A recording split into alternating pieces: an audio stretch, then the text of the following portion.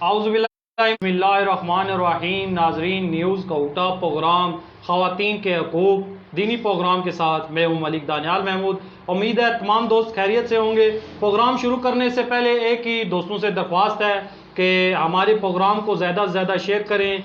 Share करके हमारी हौसला अफजाई करें। पुठवार प्रेस क्लब कोटा सदर पुठवार प्रेस क्लब कोटा मलिक महमूद अख्तर साहब और उनकी पूरी टीम जनाब शेख खलीलुर रहमान साहब, मलिक इरफान साहब समेत पूरी टीम कोशिश कर रही है कि कोटा के मसाइल के हवाले से लिखा भी जाए और बोला भी जाए, क्योंकि सोशल मीडिया का रुझान है। इस वजह से पुठवार प्रेस क्लब कोटा ने मुश्तरका तौर पे एक नशरियात का आगाज़ किया है जिसमें दीनी और सियासी दीनी हमारा प्रोग्राम बरोज़ बुध को होता है। आज हमारे साथ मुमताज़ आलम दीन जनाब कारी मोहम्मद इयाज़ कादरी साहब मौजूद हैं। इसके अलावा हमारे साथ मुमताज़ नात ख्वां जनाब मोहम्मद इकराम कियानी साहब मौजूद हैं। सबसे पहले हम काई साहब का शुक्रिया अदा करते हैं। काई साहब, आपने पुठवार प्रेस क्लब के प्रोग्राम में आज आपने शिरकत की और हमें टाइम दिया।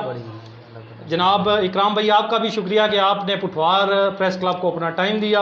काई साहब, आज हमने एक बड़े अरसे से सोच रहे थे कि एक प्रोग्राम बनाएं जिस पर किसी की तवज्जो नहीं है, वो ख़वातीन के हकूक़ हैं। बेशक। क्योंकि ख़वातीन को आजकल एक ट्रेंड चला हुआ है कि वालिदैन की तरफ से भी मजबूर किया जाता है कि ये अपनी जो आपकी जायदाद है वो आप अपने भाइयों के नाम करवा दें। कुछ भाई हैं जो कहते हैं कि वो हमारे नाम करवाओ, नहीं तो तुम्हारे घर के रास्ते बंद हैं। इसके अलावा बाकी भी उनके नाम वगैरह खारिज करके उनकी ज़मीन हड़प कर ली जाती है। इस हवाले से आज हमने आपको यहाँ पे बुलवाया है क्योंकि आप दीनी हवाले से आप हमारी रहनुमाई भी करें और लोगों को बताएं कि ख़वातीन के हकूक़ क्या हैं और हमारा दीन इस्लाम इस हवाले से क्या कहता है।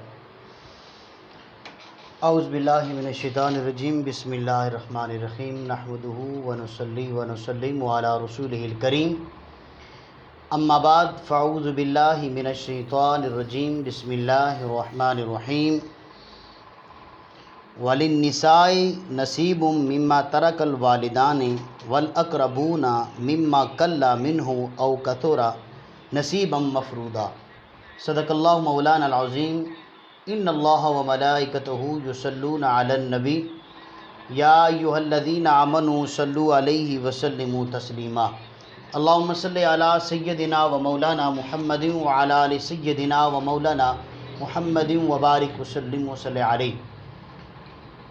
सबसे पहले मैं पुठवार प्रेस क्लब की पूरी टीम को खिराज तहसीन पेश करता हूँ। बिलखसूस मलिक मोहम्मद दानियाल साहब, आपका और मोहम्मद अरशद साहब का मैं मशकूर हूँ कि आप दोनों शख्सियात की वसादत से इस खूबसूरत ट्रांसमिशन के अंदर बंदा नचीज़ की हाज़िरी हुई। अल्लाह ताला इस मुख्तसर सी हाज़िरी को अल्लाह अपनी बारगाह में कबूल फरमाए।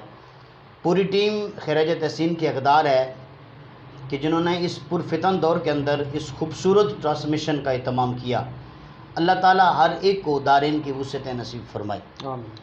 आज का मौजू इंतहाई खूबसूरत मौजू, इंतहाई आम मौजू जो इस दौर की और इस वक्त की ज़रूरत है। और ख़वातीन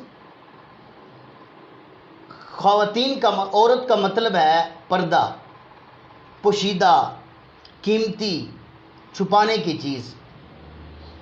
और आका करीम सल्लल्लाहु अलैहि वसल्लम की आमद से कबल और हुज़ूर करीम सल्लल्लाहु अलैहि वसल्लम की आमद से बाद दोनों दौरों के अंदर एक नुमायाँ फ़र्क है औरत के मकाम के लिहाज से। अगर हम हुज़ूर करीम सल्लल्लाहु अलैहि वसल्लम की आमद से कबल का दौर देखें तो औरत की बड़ी खस्ता हालत है। औरत की जो मकाम तो रहा मकाम, हालत ही इतनी खस्ता है कि अगर बेटी पैदा हो जाए तो सुबह पैदा होने वाली बेटी शाम से पहले ज़िंदा दरगोर कर दी जाती, शाम पैदा होने वाली बेटी सुबह होने से पहले पहले उसे ज़िंदा दरगोर कर दिया जाता। और अरब की तारीख़ इस बात पर आज भी शर्मिंदा है कि जिस माँ का बेटा मौजूद हो, जवान हो, उसका शौहर फौत होने के बाद उस औरत के साथ अपना जवान बेटा निकाह कर लेता था। और जो बेवा औरत हो जाए वो नए कपड़े नहीं पहन सकती, हंस नहीं सकती, خوشی کا مظاہرہ نہیں کر سکتی، اچھا کھا نہیں سکتی، اچھا پہن نہیں سکتی، اتنی خستہ حالت تھی عورت کی، اور کسی عورت کی عزت محفوظ نہیں تھی۔ ہر ایک عورت اپنی عزت بچانے کے لیے تگ و دو کرتی، کوشش کرتی، پر کسی ایک عورت کی بھی عزت محفوظ نہیں تھی۔ پر اس پرفتن دور کے اندر حضور کریم صلی اللہ علیہ وسلم کی آمد ہوئی، آقا کریم صلی اللہ علیہ وسلم تشریف لائے۔ تو جب سرکار اس دنیا کے اندر تشریف لائے تو میلاد کی خیرات جو سب سے پہلے ملتی ہے وہ ایک عورت کو ملتی ہے۔ اللہ اکبر۔ سب سے پہلے میلاد کی خیرات اگر کسی کو ملی تو وہ ایک عورت ہے، وہ ثویبہ ایک لونڈی ہے، ایک غلامہ ہے جو حضور کریم صلی اللہ علیہ وسلم کے چچا ابو لہب کی ایک لونڈی ہے۔ اس نے آ کے خوشخبری سنائی کہ ابو لہب تیرے بھائی عبداللہ کے گھر میں بیٹا پیدا ہوا ہے۔ تو اس نے سنا، نبی سمجھ کر نہیں، پیغمبر سمجھ کر نہیں، آقا سمجھ کر نہیں، رب کا محبوب سمجھ کر نہیں، بلکہ اپنا بھتیجا سمجھ کر اس انگلی کے اشارے سے اسے آزاد کیا۔ یعنی کہ سب سے پہلے وہ غلامی کی زندگی بڑی بدتر زندگی ہے، بڑی بدتر زندگی ہے۔ تو اس عورت کو غلامی سے آزادی ملی تو حضور کریم صلی اللہ علیہ وسلم کے صدقے سے ملی، میلاد کے صدقے سے ملی، حضور کے دین کے صدقے سے ملی۔ اور وہ دور دیکھیں جس دور کے اندر عزت عورت کی محفوظ نہیں تھی، اور جب اسلام آیا، آقا کریم صلی اللہ علیہ وسلم جب تشریف لائے تو وہ دور جس دور کے اندر ماں کے ساتھ نکاح ہوتا تھا، سرکار تشریف لائے تو سرکار نے فرمایا کہ ماں تمہاری غلام نہیں، ماں تمہارے نکاح کے لیے نہیں، ماں تمہاری خدمت گزار نہیں، ماں تمہاری رکھیل نہیں، ماں تمہاری اور کسی کام کے لیے نہیں، بلکہ ماں تمہاری وہ مقام رکھتی ہے کہ تمہاری جنت تمہاری ماں کے قدموں تلے ہے۔ سبحان اللہ۔ اللہ اکبر۔ ماں کے قدموں تلے جنت ہے۔ اور آقا کریم صلی اللہ علیہ وسلم نے یہ بیان فرمایا۔ اور ایک وہ وقت آیا کہ ایک عورت جو حاتم طائی کی بیٹی ہے، وہ جنگ کے موقع پر غلام بن کر، قیدی بن کر آقا کریم صلی اللہ علیہ وسلم کی بارگاہ میں آتی ہے۔ وہ دور تھا کہ جس دور کے اندر عزت عورت کی محفوظ نہیں تھی۔ کوئی بھی ایسا وقت نہیں تھا کہ جس وقت میں عورت اپنی عزت کو محفوظ سمجھے۔ اس دور کے اندر وہ حاتم طائی کی بیٹی قیدی بن کر حضور کی بارگاہ میں تشریف لائی۔ تو جب قیدی سرکار کی بارگاہ میں پہنچے تو سرکار نے دیکھا کہ حاتم طائی کی بیٹی سر سے ننگی ہے۔ آقا کریم صلی اللہ علیہ وسلم نے اپنی کملی مبارک اتار کر اس بیٹی کے سر پہ دے دی، اور صحابہ نے اعتراض کیا، حضور یہ چادر یہ کوئی معمولی چادر نہیں، اس چادر کو رب کا قرآن کہے یا ایھا المزمل قم اللیل الا قلیلا، رب ذوالجلال یہ فرمائے۔ اور صحابہ نے کہا حضور یہ چادر اگر ہماری بیٹیوں کو مل جائے، ہماری بہنوں کو مل جائے، ہماری ماؤں کو مل جائے تو یہ ان کا مقدر ہے، یہ ان کا نصیب ہے، یہ ان کا مقام ہے، پر ایک کافر کی بیٹی کو آپ نے یہ چادر عطا فرما دی۔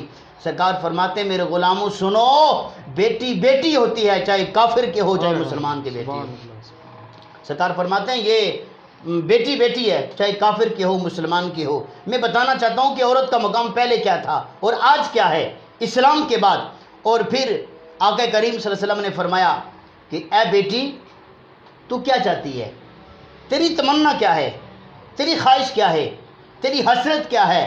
کہا ایک قیدی کی تمنا کیا ہو سکتی ہے، ایک قیدی کی کیا خواہش ہو سکتی ہے؟ سرکار فرماتے تیری تمنا کیا ہے؟ کہا حضور میں آزاد ہونا چاہتی ہوں۔ سرکار فرماتے ٹھیک ہے جا، ابھی سے تو آزاد ہے۔ اور اب دوسری خواہش؟ کہا کہ میں واپس جانا چاہتی ہوں۔ کہا کہاں؟ کہا اپنے بھائی کے پاس، اپنے بھائی کے پاس جانا چاہتی ہوں۔ تو سرکار نے وہیں کھڑے کھڑے نا اعلان کیا، اے میرے غلاموں کون ہے جو اس اپنی ہمشیرہ کو اس کے گھر تک چھوڑ کے آئے؟ دو جوان صحابہ کھڑے ہوئے۔ سرکار نے یہ نہیں فرمایا کہ خیال کرنا کافر کی بیٹی ہے، تمہارے پاس امانت ہے، اس کی عزت کا خیال کرنا، نہیں، سرکار نے فرمایا لے جاؤ۔ وہ جوان صحابہ تھے۔ سرکار نے کیوں نہیں فرمایا کہ اس کی عزت کا خیال کرنا؟ اس لیے کہ سرکار نے پرورش کی تھی صحابہ کی، سرکار نے پرورش کی تھی۔ تو حضور کریم صلی اللہ علیہ وسلم کے 2 صحابہ، جوان صحابہ لے کر چلے، کہا تو ہماری ہمشیرہ ہے، آگے تو چل، ہم تیرے پیچھے چلیں گے، تو رستہ بتا دی جائے گی، ہم چلتے جائیں گے۔ اور جب جنگل میں پہنچے، ہوا چلی، جب ہوا چلی تو جسم کے جو کپڑے ہیں ہوا سے بے پردگی ہوتی ہے، تو دونوں صحابہ نے چھلانگ لگائی اور آگے بڑھ گئے، آگے بڑھے اور کہا کہ کسی نے حملہ کر دیا، کیا مسئلہ ہوا؟ کہا کسی نے حملہ نہیں کیا، بلکہ ہوا چل رہی تھی، تیرے جسم سے بے پردگی ہو رہی تھی، ہم اس امانت میں خیانت نہیں کرنا چاہتے۔ تو وہ صحابہ لے کر گئے، جب گھر میں پہنچے اس کا بھائی وہاں موجود تھا، برادری جمع تھی، لوگ جمع تھے، تو بھائی نے کہا کہ تیری عزت تو نیلام ہوگی، تو مسلمانوں کے پاس قیدی بن کے گئی، تیری عزت تو تار تار ہوگی۔ تو اس نے تاریخی جملے کہے، اور وہ تاریخی جملے آج بھی سنہری حروف کے ساتھ لکھنے کے قابل ہیں، اور اگر کوئی لکھنے والا ہے تو اس بات کو لکھے کہ اس بیٹی نے کہا، اے میرے بھائی، جتنی عزت ان 2 میرے بھائیوں کے درمیان جو حضور کریم صلی اللہ علیہ وسلم کے غلام ہیں، حضور کے صحابہ ہیں، جنگل کے اندر جتنی میری عزت محفوظ رہی، اتنی عزت میری ماں کی گود میں محفوظ نہیں تھی۔ سبحان اللہ۔ یہ دین کا فیض تھا، دین کا مقام تھا، دین کا مرتبہ تھا۔ یہ ہر روپ کے اندر عورت عزت والی ہے، مقام والی ہے، حیثیت والی ہے، مرتبے والی ہے۔ اگر حضور کریم صلی اللہ علیہ وسلم کے زمانے سے قبل دیکھیں تو بیٹی کو زندہ درگور کیا جاتا تھا۔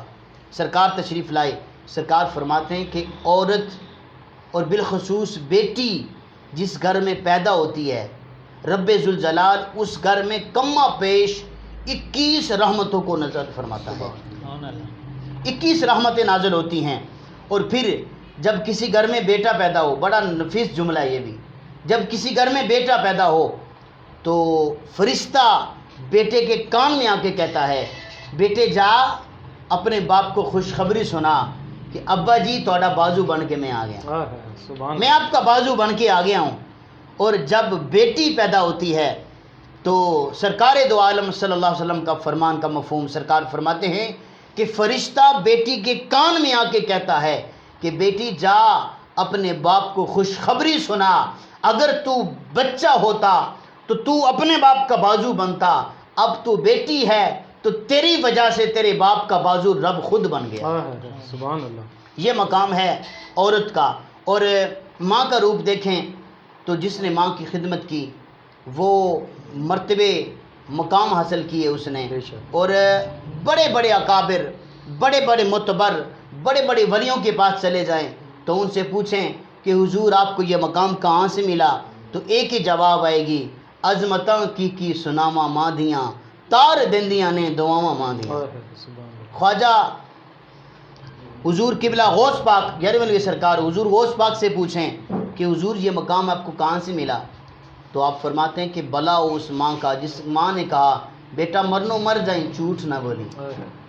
بابا فرید گنج شگر سے پوچھیں کہ حضور یہ مقام کہاں سے ملا، آپ فرماتے ہیں بلا اس ماں کا جو مصلے کے نیچے شکر کی پڑیاں رکھتی تھی۔ یہ مقام ہے ماں کا۔ اور حضرت خواجہ اویس کرنی سے پوچھیں کہ حضور آپ کو یہ مقام سرکار کا دور پا لیا اور سرکار کی بارگاہ تک چلے گئے اور آپ نے انتظار نہیں کیا سرکار کا، اگر تھوڑا سا انتظار کرتے تو حضور کریم صلی اللہ علیہ وسلم کے صحابی بن جاتے، ایمان کی نظر سے حضور کو دیکھ لیتے، تو آپ نے انتظار نہیں کیا۔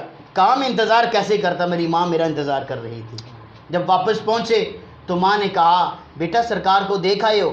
کہا ماں لگتا ہے یوں ہی زندگی گزر جائے گی، سرکار کو دیکھا نہیں، سرکار گھر میں موجود نہیں تھے۔ ماں نے کہا تھوڑا انتظار کر لیتا۔ کہا انتظار کیسے کرتا، ماں انتظار میرا کر رہی تھی۔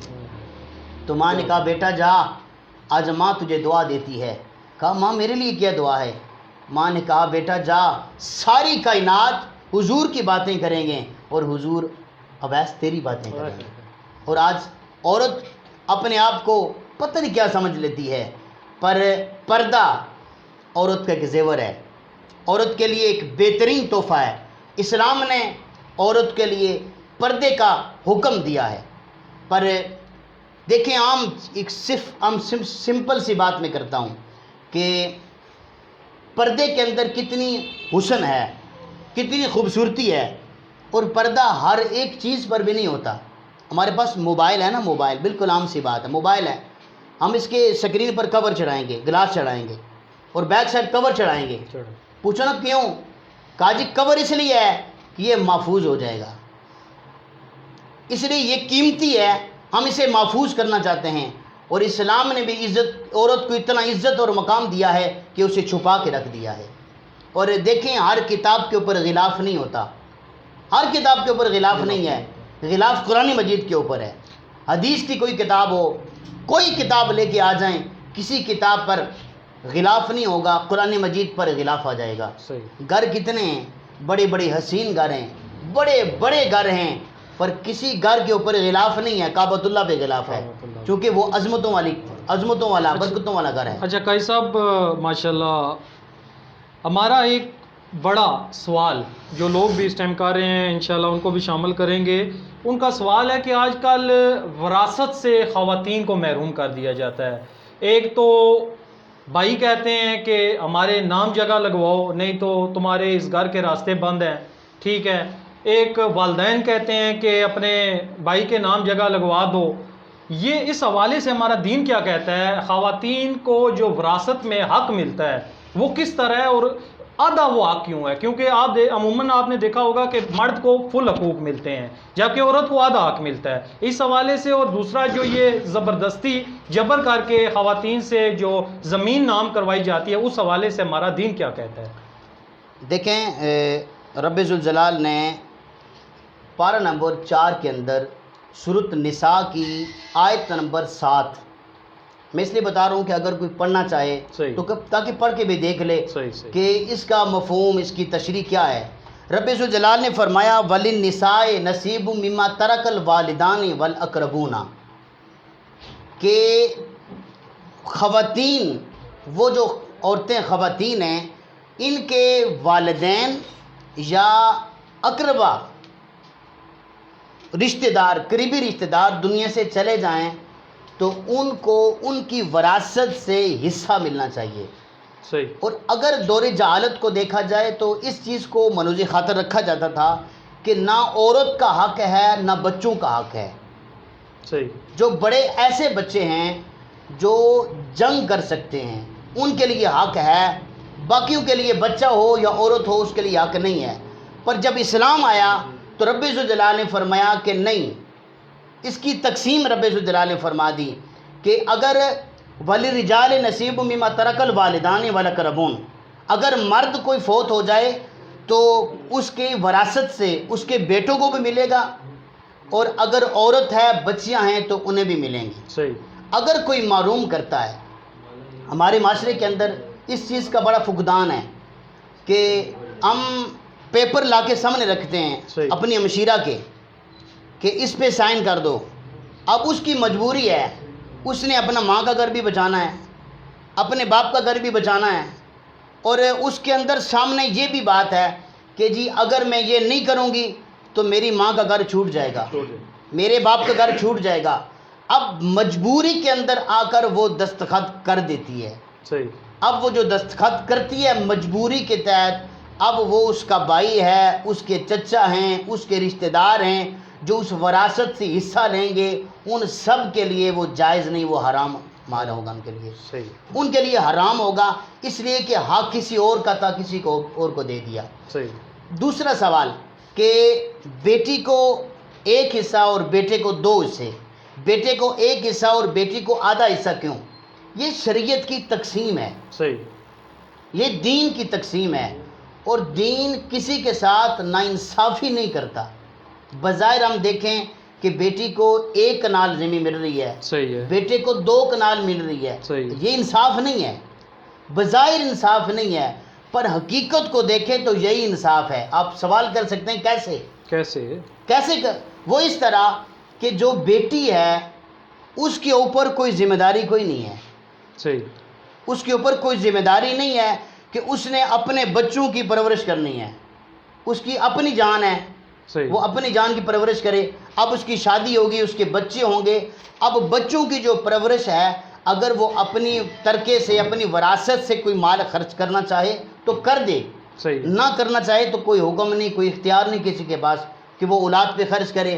اب بیٹی کو ملا ایک حصہ، بیٹے کو 2 مل گئے۔ صحیح اب بیٹے کی ذمہ داری ہے کہ اس نے اپنا پیٹ بھی پالنا ہے، اپنی اولاد کا بھی پالنا ہے۔ اور عورت کے پاس کیا ہے؟ اس کے پاس ایک حصہ ہے، اس نے اپنی جان پہ خرچ کرنا ہے۔ اب جب شادی ہوگی، جب اگلے گھر جائے گی تو وہ جو اس کا میاں ہوگا وہ بھی 2 حصے لے گا۔ صحیح اب کل ملا کے 3 حصے ہو گئے، 3 حصے ہو گئے۔ جائیداد کے 3 حصے ان کے پاس آ گئے۔ اب یہ مل کر اولاد کی پرورش کریں گے۔ اور جب انسان اولاد کی پرورش کرتا ہے، یہاں ایک بڑا لطیف جملہ میں کہنا چاہتا ہوں، اور فری میں جنت کا وظیفہ ہے، یہ فری میں جنت کا وظیفہ ہے۔ حضرت عمر فاروق اس حدیث کے راوی ہیں۔ آقا کریم صلی اللہ علیہ وسلم نے فرمایا کہ حضرت عمر سے فرمایا، عمر اگر لوگوں کی غفلت کا اندیشہ نہ ہونا تو اعلان فرما دو 4 بندے بغیر حساب و کتاب جنتی ہیں، 4 بندے بغیر حساب و کتاب جنتی ہیں۔ عرض کی حضور وہ کون سے؟ ان 4 میں سے ایک وہ بندہ جو اپنی اولاد کے لیے رزق حلال کماتا ہے، رزق حلال کماتا ہے، انہیں کھلاتا ہے۔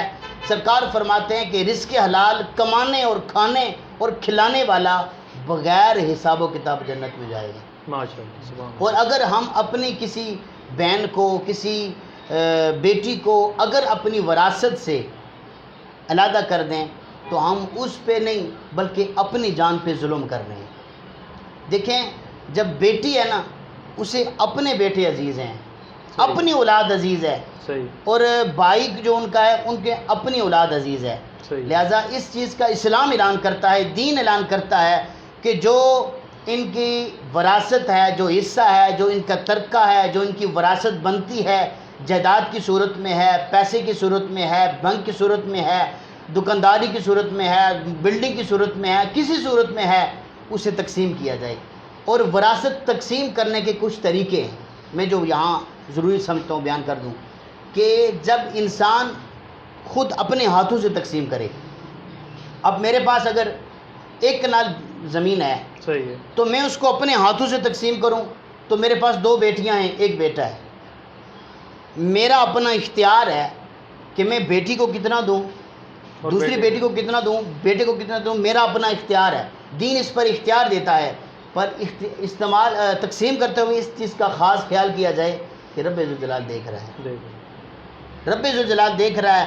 اور اگر کسی کے ساتھ ناانصافی کریں گے تو وہ ضرور بضرور دل میں برا جانے گی کہ جی میرے بہن کو اتنا دے دیا، مجھے کم دے دیا۔ اچھا، ایک اور سوال قاضی صاحب، کہ جو بھائی ہیں، والدین کی وفات کے بعد بھائی دھوکے سے، کیونکہ بہنیں چھوٹی ہوتی ہیں، 17 18 19 سال، ان کی اتنی ایج نہیں ہوتی، وہ قانون کو نہیں جانتی، ان کو پتہ نہیں ہوتا وراثت کیا ہے، کیا سسٹم ہے، تو وہ دھوکہ دہی سے جب اپنی بہن سے وہ جگہ ٹرانسفر کروا لیتے ہیں یا کچھ بھی کرتے ہیں، کسی بھی طریقے سے نام کروا لیتے ہیں، اس حوالے سے ہمارا دین کیا کہتا ہے؟ کیا یہ غلط ہے؟ کیا جب بہن کو بعد میں جب پتہ لگتا ہے کیا وہ اس کا مطالبہ کرے؟ اگر بھائی نہیں دیتا تو اس کے حوالے سے کیا ہمارا دین کیا کہتا ہے کہ کیا اس کے ساتھ کیا جائے گا بروز قیامت؟ اس کے علاوہ جو ایک دوسرے کا لوگ آج کل قبضہ کر رہے ہیں، زمینوں پہ حق کھا رہے ہیں ایک دوسرے کا، اس حوالے اس بات پر بھی آپ روشنی ڈال دیں۔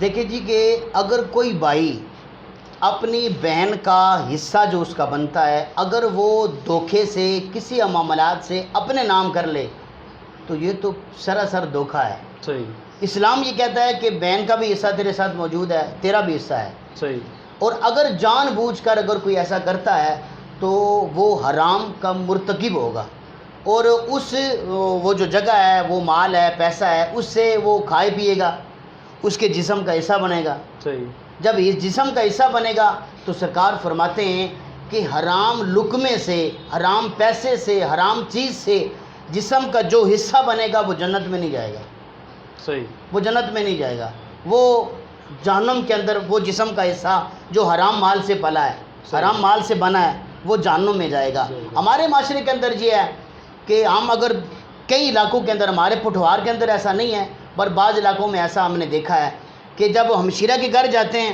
تو کہتے ہیں جی کہ نہیں جی ایسا تو پانی بھی نہ پینا ہے، ہاں، یہ ایک وہ روایت ہم چلتی ہیں۔ پانی بھی نہیں پیتے جی، ہماری ہمشیرہ کا گھر ہے، نہ ہم کھائیں گے نہ پئیں گے۔ تو میں ان سے کہتا ہوں کیا وہ حرام ہے؟ کیا وہ ناجائز ہے کہ وہ حرام مکروہ ہے، صحیح یا ایسی چیز ہے جو تم کھاتے نہیں تو سب کچھ جائز ہے، تو پھر وہ تم نہیں کھا رہے، اور جو تم اپنی ہمشیرہ کے مال سے اپنی اولاد کی پرورش کر رہے ہو، صحیح وہ جو تم اپنی اولاد کی دیکھ بھال کر رہے ہو، اس کے تعلیم پہ خرچ کر رہے ہو، وہ تو حصہ تو اپنی ہمشیرہ کا ہے۔ ہمشیرہ کا۔ اچھا جی، ہمارے ساتھ موجود ہیں جی اکرام اللہ صاحب، ہمیں دیکھ رہے ہیں اور پروگرام کی تعریف کر رہے ہیں۔ محمد ارسلان قادری صاحب ہمیں دیکھ رہے ہیں جی، ماشاءاللہ بول رہے ہیں۔ ملک منیب صاحب دیکھ رہے ہیں، ماشاءاللہ بول رہے ہیں۔ تمام دوستوں سے درخواست ہے کہ پروگرام کو لازمی شیئر کریں۔ محمد ارسلان قادری صاحب دیکھ رہے ہیں جی، یوسف سعید صاحب دیکھ رہے ہیں، گڈ ورک، بہت شکریہ یوسف بھائی۔ ملک منیب صاحب دیکھ رہے ہیں، ملک محمود صاحب دیکھ رہے ہیں، بلال ستی صاحب دیکھ رہے ہیں، جہانگیر خان صاحب۔ تمام دوستوں سے ایک ہی درخواست ہے کہ پروگرام کو لازمی شیئر کریں۔ آپ کے شیئر کرنے سے ہماری حوصلہ افزائی ہوگی اور شاید کہ اس پروگرام کی وساطت سے کوئی رائے راست پر آ جائے۔ قاضی صاحب، آخری سوال پوچھنا چاہوں گا کہ جو لوگ اس میں مبتلا ہیں، جو شکار ہو چکے ہیں، وہ یہ پروگرام اگر کوئی دیکھ رہا ہے، ان کو کیا آپ ہدایات دیں گے کہ جنہوں نے بہنوں کے حق کھائے ہوئے ہیں یا ان کی جلد سازی سے اپنی زمین نام کروائی ہوئی ہے، ان کو کیا پیغام دیں گے کہ وہ آپ کیا کریں، کس طرح اس چیز سے بچیں؟ سب سے پہلے تو ان کا پیغام میرا ان کے لیے یہی ہے کہ آپ اپنے والدین کی جائیداد کی مکمل جو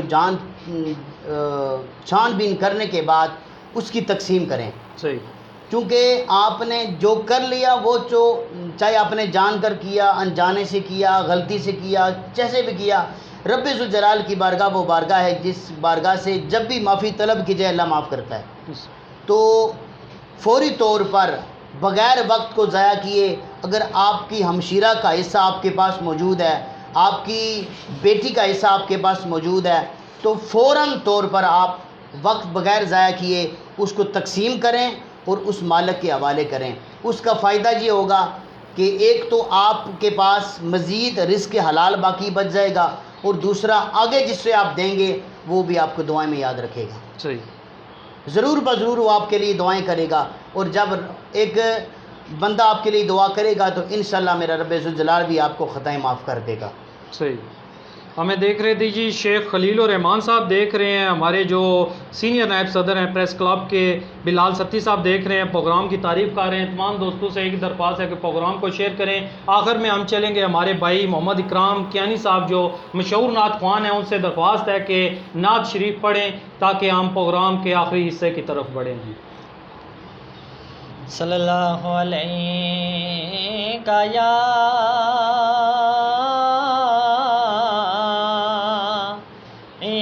رسول اللہ وسلم علیکہ یا حبیب اللہ صلی اللہ علیہ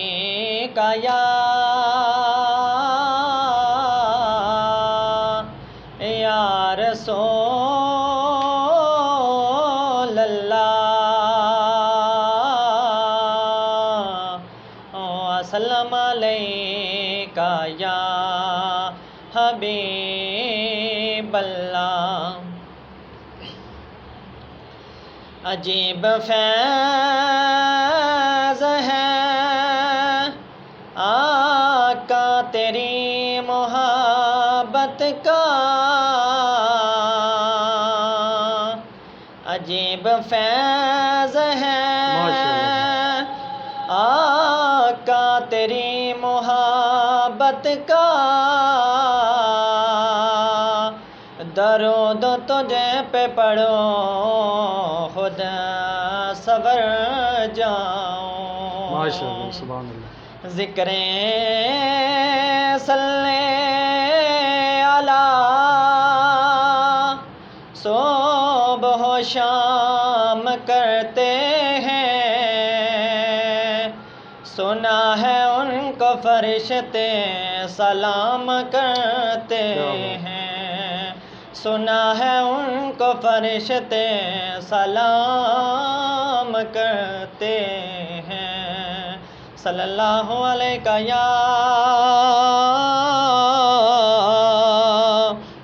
یا رسول اللہ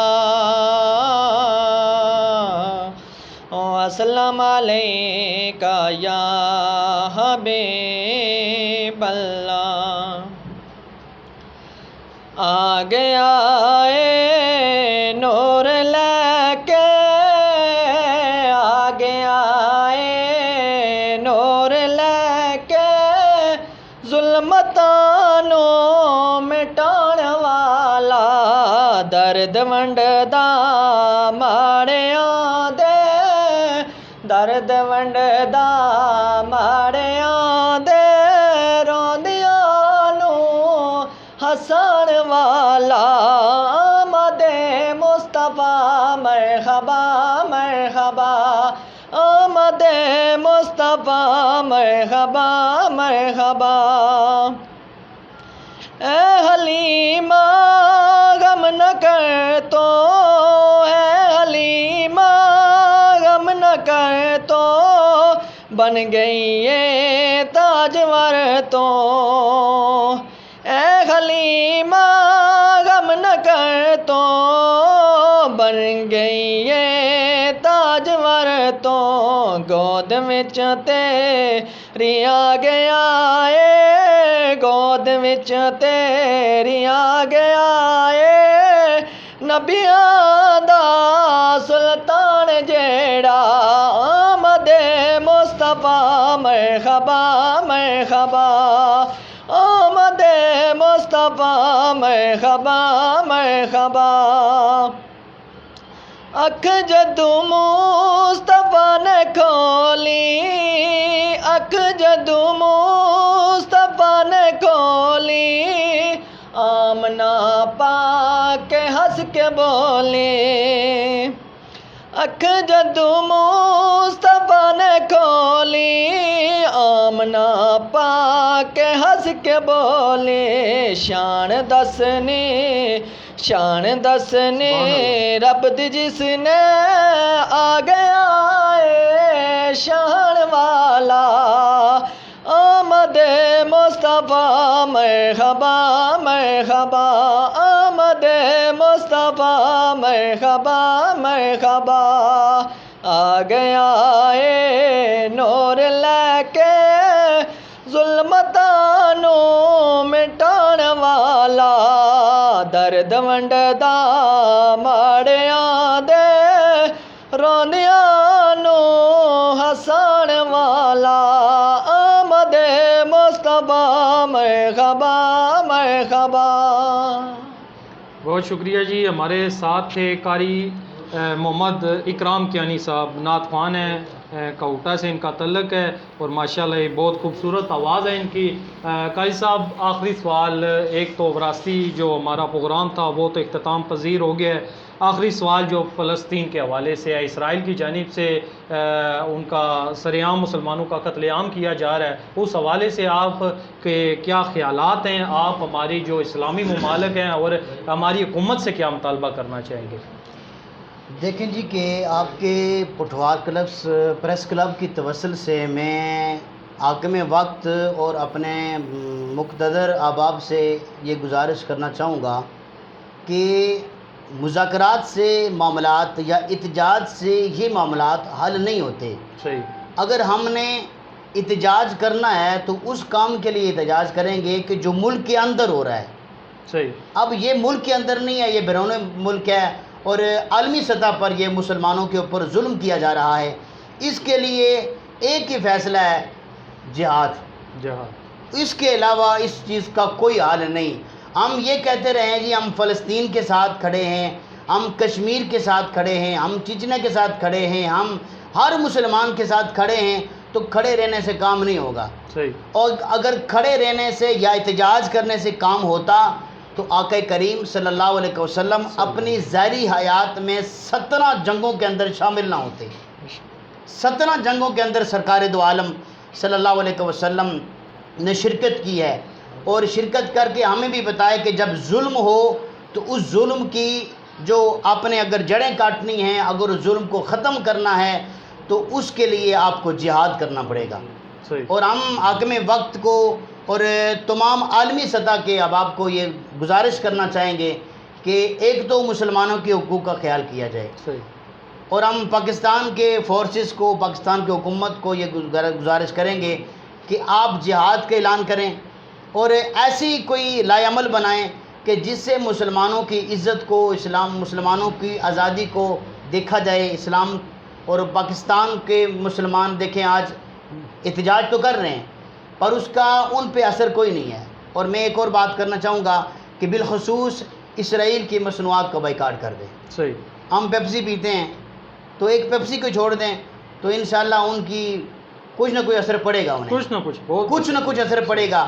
تو دیکھیں ایک ایک تنکے سے، ایک ایک قطرے سے دریا بن جاتا ہے. صحیح. تو ہم اگر اس چیز کا تقدو کریں، اور مسجد اقصیٰ جو ہے وہ بہت بڑی مسجد ہے، بہت عام مسجد ہے. دیکھیں ہماری ایک عام مسجد ہے، اس کے اندر نماز پڑھیں جماعت کے ساتھ تو 25 نمازوں کا ثواب ہے. ہم جامع مسجد کے اندر چلے جائیں تو اس میں نماز پڑھیں تو 27 نمازوں کا ثواب ہے. صحیح. اور مسجد اقصیٰ اور مسجد نبوی کے اندر پڑھیں تو 50,000 نمازوں کا ثواب ہے. اور یہ وہ مسجد ہے، اس کو یہ مقام حاصل ہے کہ اس مسجد کے اندر 1.25 لاکھ نبی کمہ پیش موجود ہیں، اور ان نبیوں کو میرے آقا کریم صلی اللہ علیہ وسلم نے نماز پڑھائی ہے. ان اتنے انبیاء ایک جگہ، وہی جگہ ہے جہاں اکٹھے ہوئے، اور آقا کریم صلی اللہ علیہ وسلم نے اس مسجد کے اندر نماز پڑھائی ان نبیوں کو کہ جو پہلے اپنے دور گزار چکے ہیں. تو لہٰذا ہمیں کوشش کرنی چاہیے، ہمیں دعا کرنی چاہیے، اور کہ اللہ تعالیٰ تمام مسلمانوں کے اوپر کے حال کے اوپر مکرم فرمائے، اور ہمارے حکمران بھی کچھ اچھا سوچیں، دین کے لیے سوچیں. اگر آپ نہیں سوچیں گے تو آپ چلے جائیں گے اور آ جائیں گے.